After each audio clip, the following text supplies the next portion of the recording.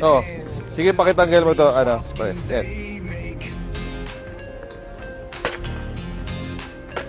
Oh.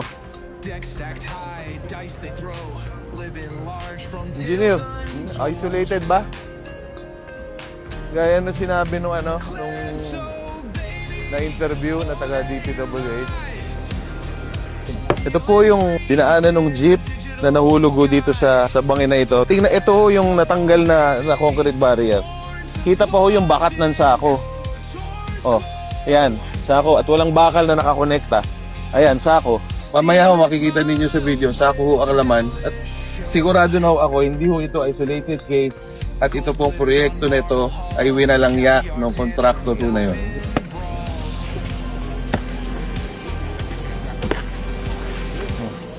Oh.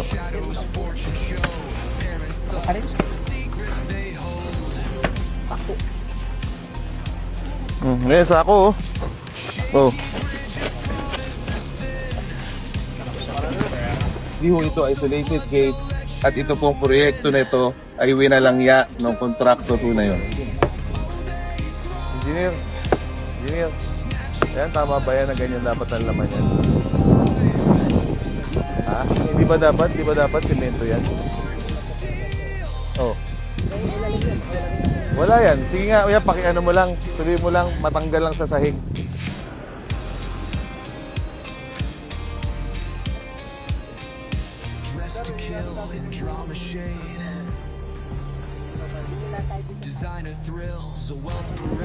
Isa pa. Nasaan na yung ano? Kuya, pakiano na nga. Ito, pakiano mo to.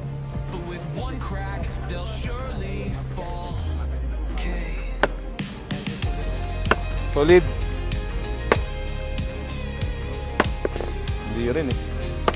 Hindi solid yan.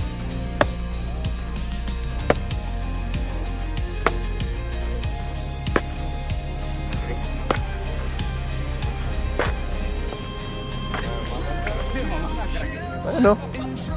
Sako pa rin, no?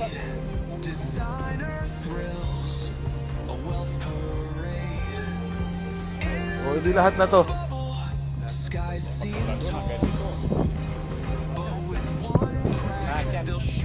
Ano ba ang mga proyekto niya? Puro barrier, puro wheel guard o gumawa rin siya ng kalsada?